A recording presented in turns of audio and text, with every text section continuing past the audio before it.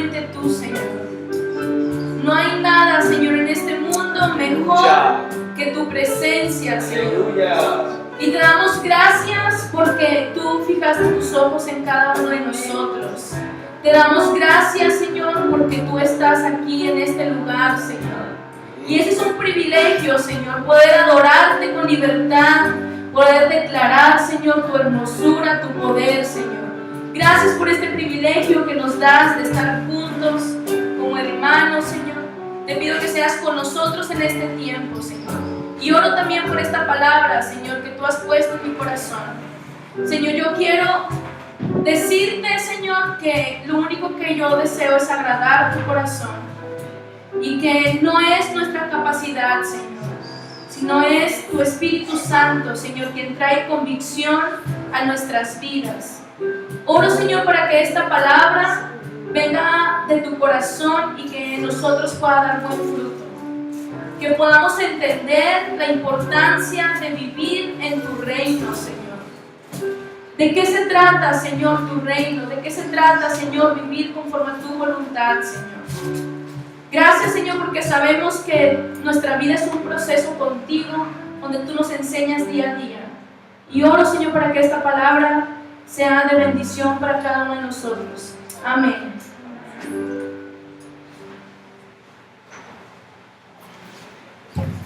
Dios le bendiga. Amén. Yo necesito quitar esto de aquí porque yo me muevo mucho. Ahí está, así me siento más cómoda. Dios le bendiga. Estoy contenta por este tiempo. Gloria a Dios.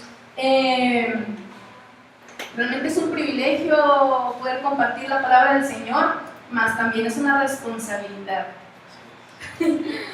y lo que hoy le quiero compartir es algo que a diario el Señor me ha estado confrontando. Yo creo que esto se empezó a hacer más palpable cuando el Señor me habló de poder ir a las misiones, cuando el Señor, uno planifica su vida, ¿no? Yo dije, bueno, termino mi carrera, voy a ejercerla, voy a viajar por el mundo, después me caso, tengo mi familia y uno, claro, siempre hubo en el corazón poderle servir al Señor, más cuando el Señor empezó a hablarme acerca de poder ir a las misiones, fue un cambio total en mi vida, del cual no me arrepiento, porque veo que el Señor, sus pensamientos son mayores que los de nosotros y da mucho más de lo que nosotros imaginamos. Así que para mí es una bendición. Soy psicóloga de profesión, más soy de vocación misionera y ha sido una bendición realmente todo este tiempo. Y de lo que hoy le quiero compartir es de vivir el reino de Dios. ¿Qué significa vivir el reino de Dios y por qué es tan importante vivir el reino de Dios?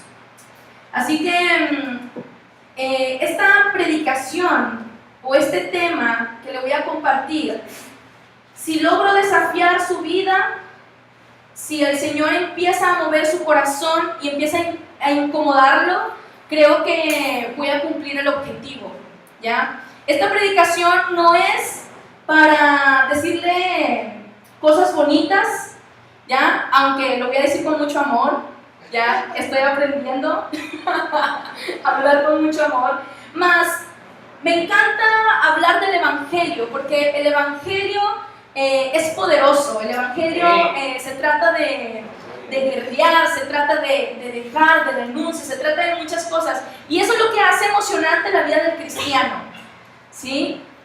Toda nuestra vida en Cristo, eso es lo que nos hace divertido, estar en Cristo, todas estas aventuras con el Señor, sobre todo las victorias que Él nos da. Amén.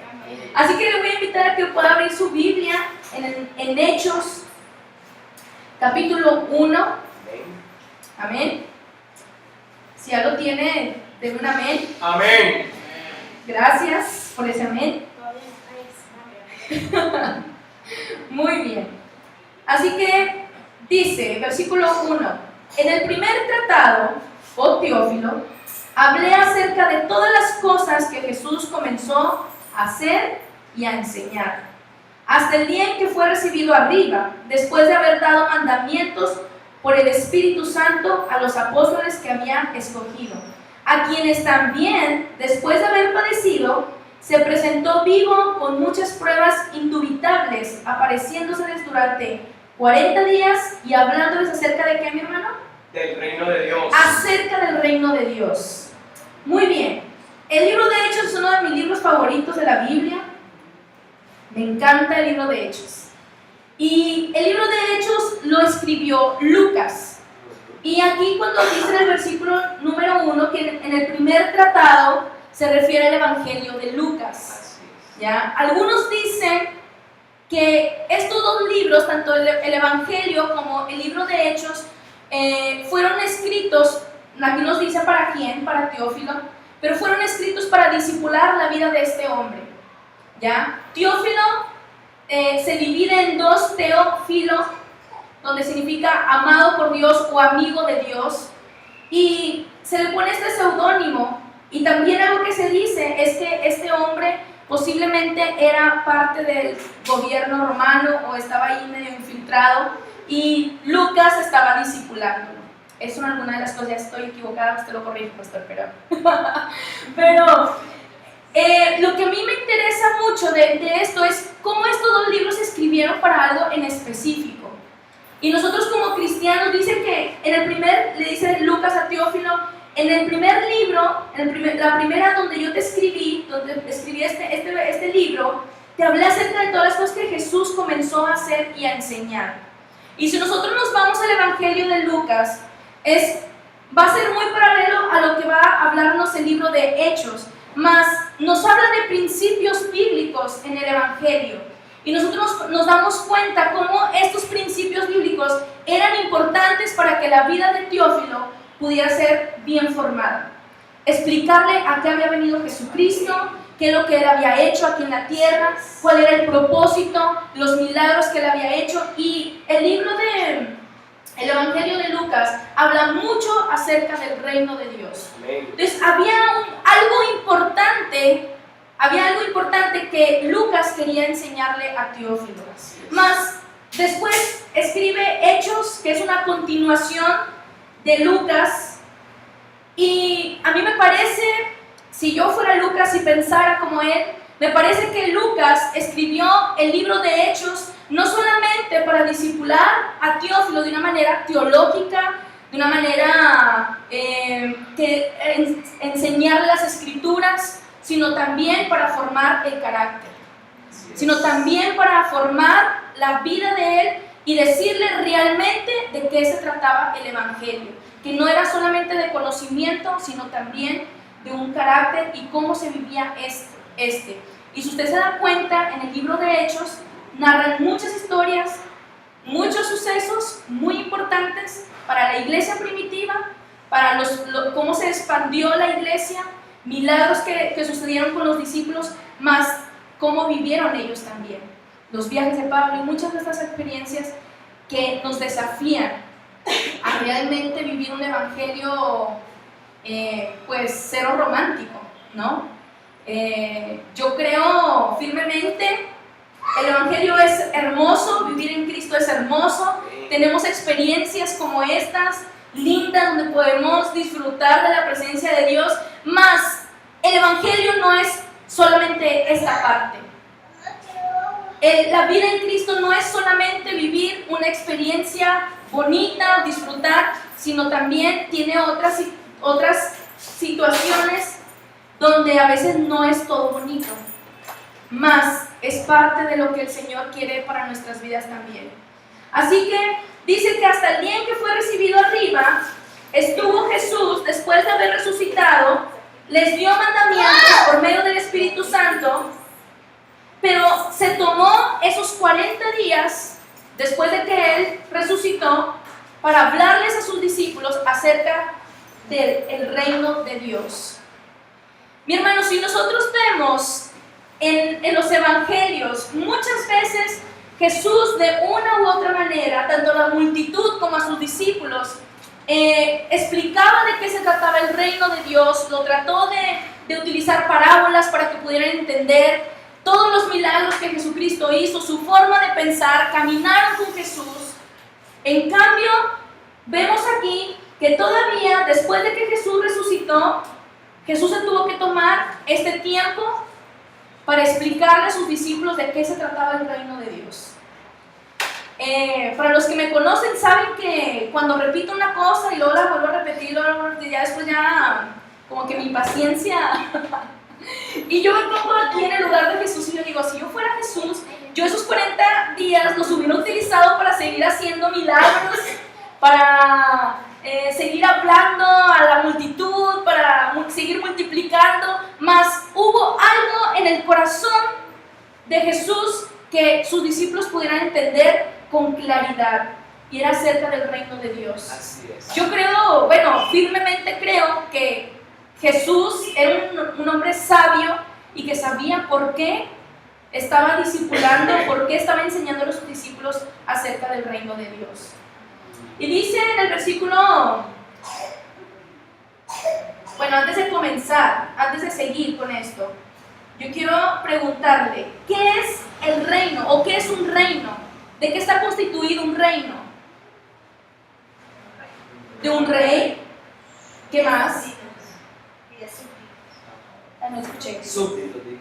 Ok, ¿qué más? Sí.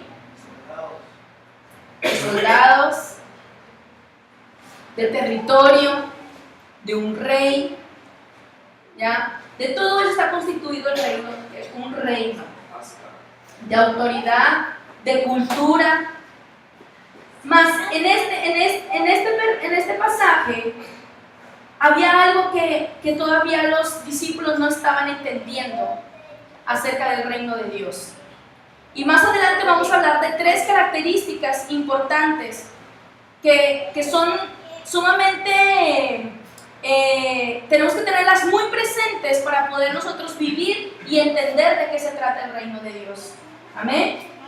Dice, y estando juntos, les mandó que no se fueran de Jerusalén, sino que esperasen la promesa del Padre, la cual les dijo, oíste de mí, porque Juan ciertamente bautizó con agua, mas vosotros seréis bautizados con el Espíritu Santo dentro de no muchos días.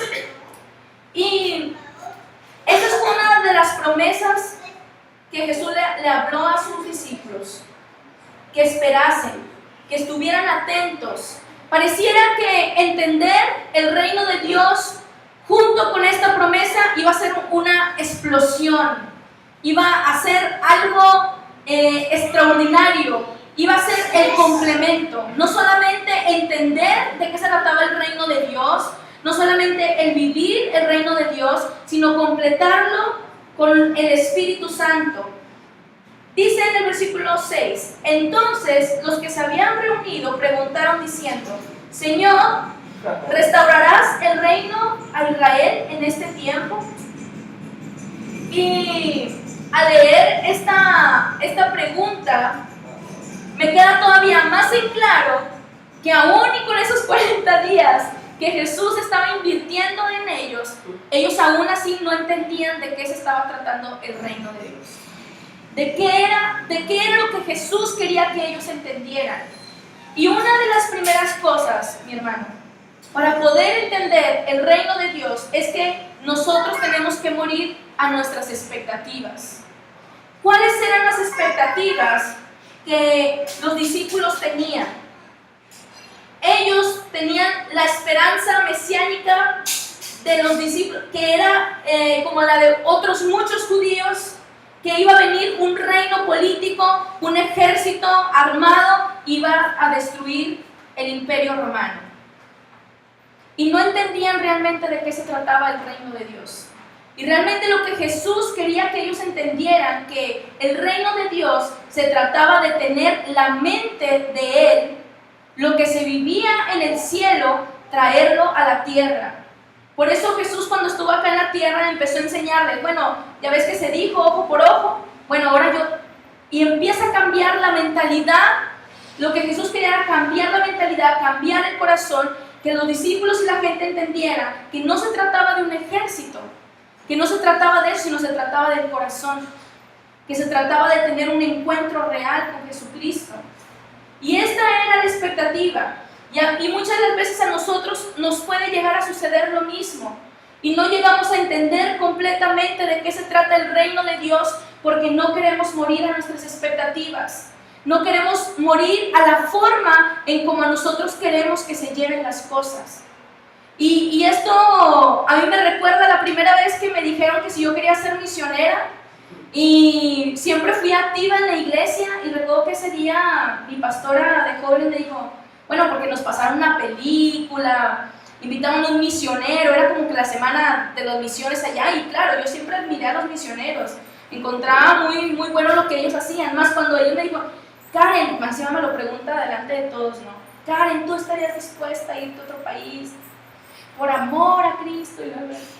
Y yo fui sincera y dije, no, no estoy dispuesta, porque mis expectativas eran de una forma. Yo quería que se cumplieran las cosas como yo quería servir a Dios, pero lo quería hacer a mi manera.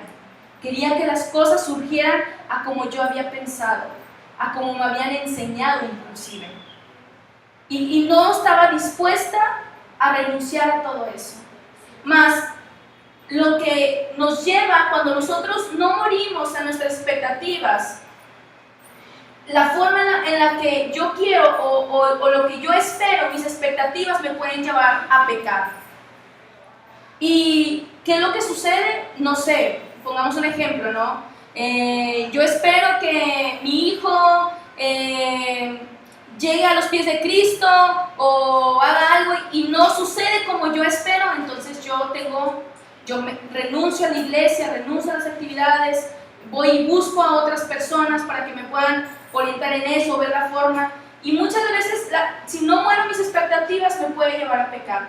También me puede llevar a una frustración espiritual, porque yo creo que entonces Dios no está al tanto de mis necesidades, porque entonces Él no quiere hacer las cosas como yo quiero.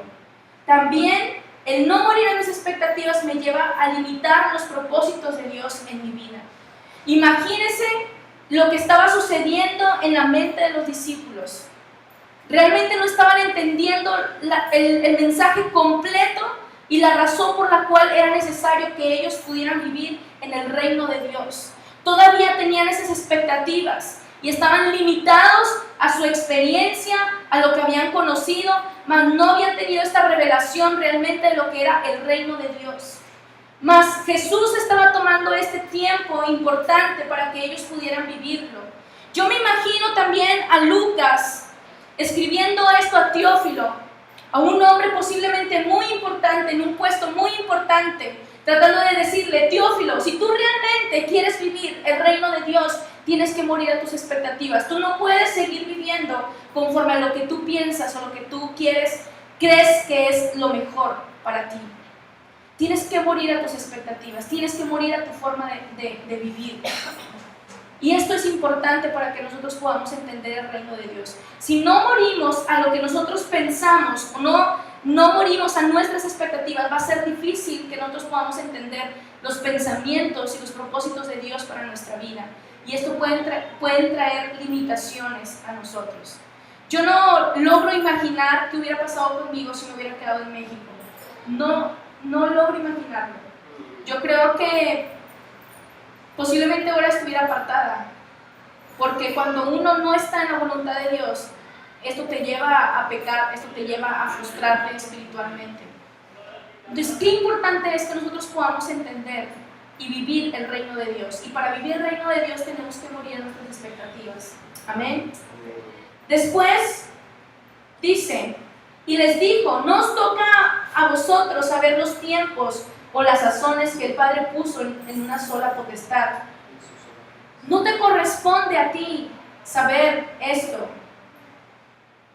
Dice, pero recibiréis poder cuando haya venido sobre vosotros el Espíritu Santo. Aquí la palabra poder viene del derivado de dunamis, que significa ser capaz, dinamita. Y muchas veces nosotros queremos el poder, ¿no? Queremos ver las manifestaciones, queremos ver milagros, queremos ver muchas cosas, y queremos que el Señor nos use.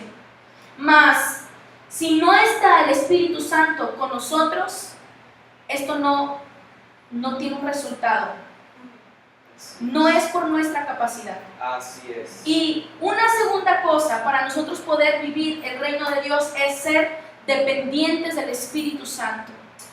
Dice Ricardo Rodríguez, dice, nosotros, él es nuestro director en el área ahí con Sur, en Chile, dice, no podemos hacer la obra de Dios sin Dios.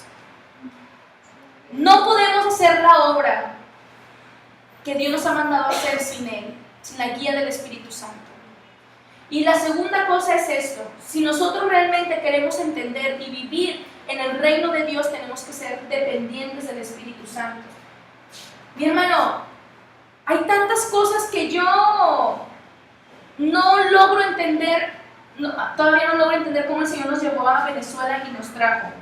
Los chiquillos me dicen, Karen, qué valiente y qué...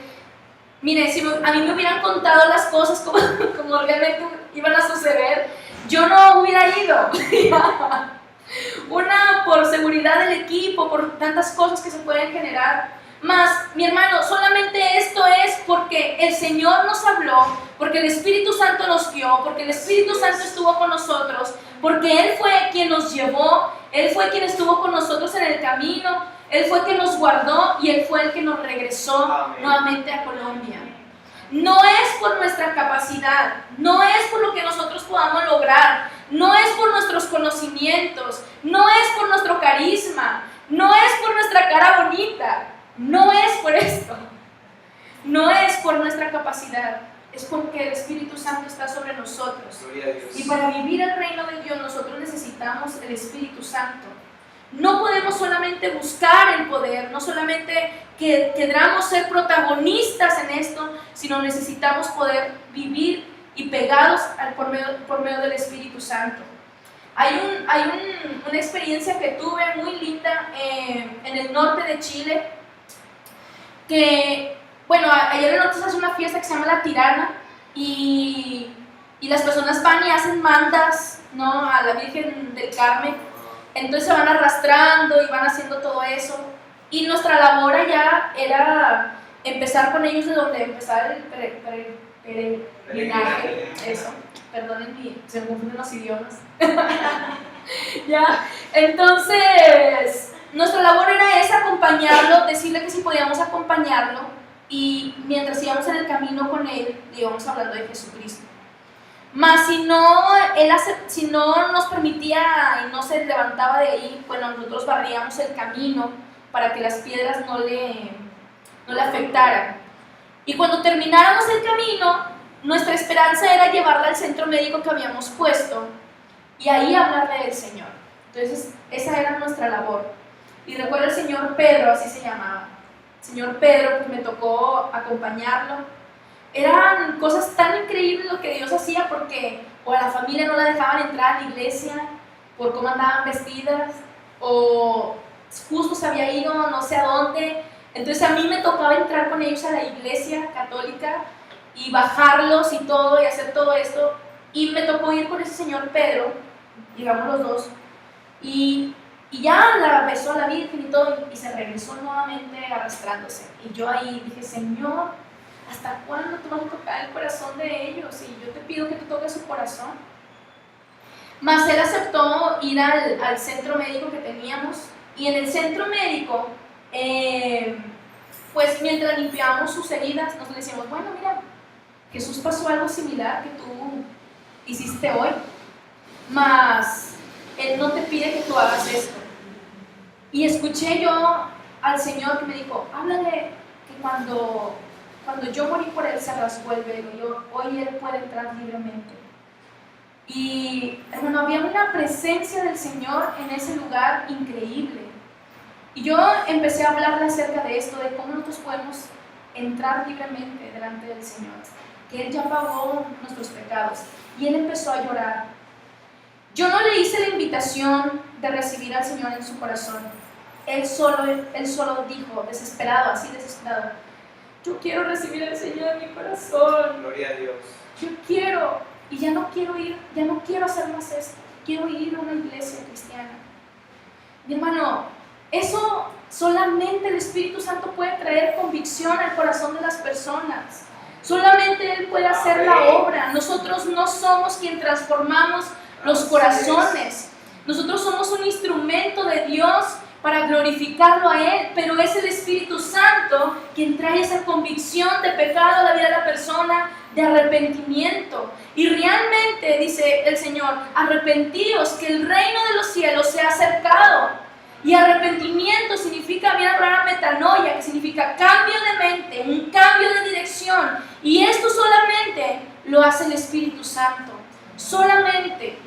Mas para vivir el reino de Dios, para hacer la voluntad de Dios, para entender lo que Él tiene para nosotros, entender su pensamiento, entender sus leyes, entender su cultura, necesitamos ser dependientes del Espíritu Santo. De otra manera, yo no sé de qué se puede hacer, cómo se puede hacer. Es que importante es esto. Después dice, en ese mismo versículo número 8, y seréis mis testigos en Jerusalén, en toda Judea, en Samaria y hasta lo último de la tierra. Para vivir el reino de Dios tenemos que ser testigos. Amén. Para vivir el reino de Dios tenemos que ser testigos. Y aquí la palabra testigo proviene de la palabra martus, que significa mártir. Así es.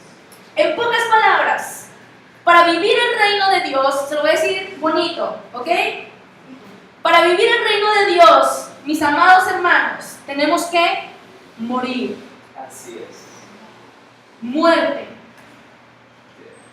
De eso se trata el Evangelio. No hay otra manera. Esto es el Evangelio. Muerte. Tenemos que morir a nuestro yo. Tenemos que morir a nuestros deseos, a nuestra manera de querer hacer las cosas. Y yo creo que en esta parte, cuando Teófilo iba leyendo, yo creo que se regresó nuevamente, ¿no?, a los primeros versículos para, a ver, voy a leer de nuevo, a ver si realmente me está escribiendo bien Lucas. Estoy parafraseando ya. Pero muchas de las veces nosotros no estamos dispuestos a morir. Yo tengo una teoría. No, si usted quiere no me haga caso, ¿ya? Pero yo creo, mi hermano, que no solamente nosotros somos llamados a morir en nuestros sueños, en nuestros anhelos, en nuestra manera de pensar. Yo creo que algún día nosotros como iglesia vamos a tener que entregar nuestra vida. Así es. De manera completa. Así es. Yo he tenido sueños donde voy en un bus y están bajándolos a uno por uno y tratan de dispararme. Y yo digo, es un sueño. Mas, ¿estamos realmente dispuestos a ser testigos? ¿Estamos realmente dispuestos a entregar nuestra vida de manera completa para poder vivir el reino de Dios? Porque Jesús se tomó 40 días para que los discípulos pudieran entender esto. ¿Cuánto tiempo el Señor se tiene que tomar con nosotros para que nosotros podamos entender de qué se trata su reino? ¿Cuánto tiempo más estamos dejando pasar para realmente vivir como Él quiere que nosotros vivamos? Como quiere que sea su reino realmente en nuestras vidas. Dice en Lucas capítulo 9 del 60 al 62 de que deja que los muertos entierren a sus muertos. ¿Ya? Se lo voy a leer mejor de manera literal para que no vea que le estoy engañando. Capítulo 9 versículo del 60 al 62. Jesús le dijo, deja que los muertos entierren a sus muertos y tú ve y anuncia el reino de Dios. Entonces también dijo a otro, te seguiré, Señor, pero déjame que me despida primero de los que están en mi casa. Y Jesús le dijo, ninguno que poniendo su mano en el arado mira hacia atrás es apto para el reino de Dios. Dice, deja que los muertos entierren a sus muertos. deja ya todas esas cosas y sígueme, ¿no? Y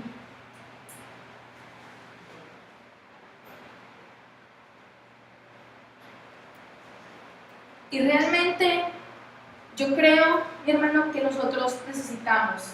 Era por eso que a la iglesia primitiva no le costaba vender un terreno para regalárselo a los demás, regalar sus propiedades, sus pertenencias, porque entendieron este concepto. La iglesia primitiva entendió este concepto, que ya mi vida no era mi vida, sino que era del Señor.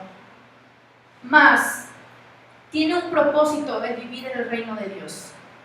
Y ahí mismo en Hechos, en el versículo 8, dice, ya voy a estar terminando, ¿me ayuda Raquel, por favor?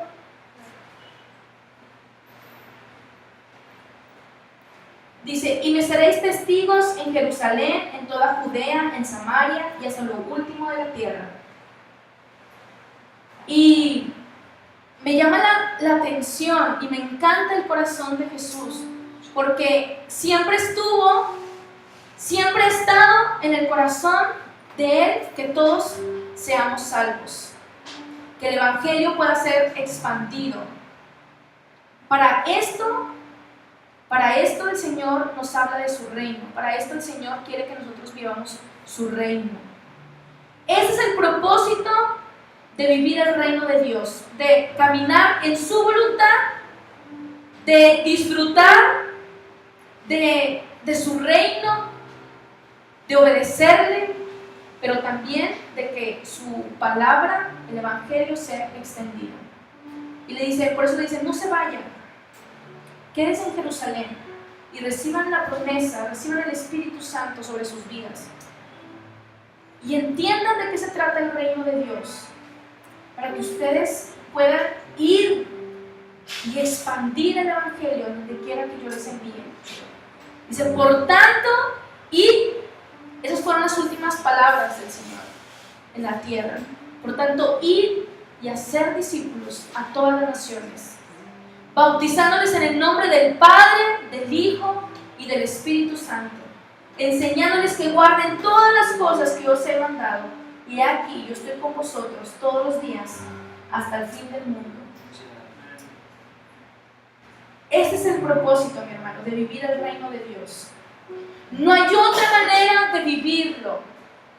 Y hay un pasaje que a mí me cautiva, me emociona, en Apocalipsis capítulo 7, versículo 9, que dice, después de esto miré, y he aquí una gran multitud, la cual nadie podía contar, de todas las naciones y tribus y pueblos y lenguas, que estaban delante del trono y en la presencia del Cordero, vestidos de ropas blancas y con palmas en las manos, y clamaban a gran voz diciendo, la salvación pertenece a nuestro Dios, que está sentado en el trono y al Cordero.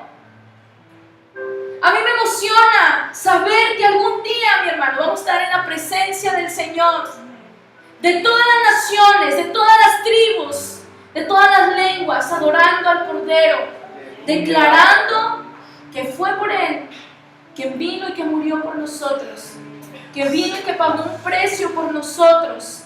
Pero no solamente eso, sino que Él resucitó. No, mi hermano, usted no entiende esto. Él resucitó. Él derrotó la muerte. Esto nadie lo había podido hacer. De esto se trata el Evangelio del Señor. Él mismo es un ejemplo vivo de lo que es vivir el reino de Dios. Dice, mi comida es hacer la voluntad de aquel que me envió y que acabe su obra. ¿Qué palabras del Señor? ¿Qué palabras de Jesucristo? Realmente nosotros tenemos en nuestro corazón dispuesto para ser semejante a Él, para parecernos a Él, para vivir el reino de Dios. El reino de Dios se trata de leyes, se trata de cultura, se trata de que hay un rey. ¿Realmente estamos dispuestos a que Él sea nuestro rey y vivir en su reino? ¿Realmente estamos dispuestos a cumplir el propósito de Dios en nuestras vidas? Yo anhelo estar delante de la presencia del Señor, pero también anhelo que haya personas de todas las naciones adorando al Señor. Y yo te quiero hacer una invitación el día de hoy. De verdad, si no estás seguro, no pasa nada. Yo prefiero que tú lo medites, que tú lo proceses. Mas si en tu corazón está el hacer la voluntad de Dios, el vivir el reino de Dios, vivir el reino de Dios se trata de carácter, se trata de determinación, de renuncia. Si tú realmente estás dispuesta a vivir el reino de Dios, yo te quiero pedir que tú te puedas poner de pie, como reconociendo, diciéndole: Señor, aquí estoy. Aquí estoy.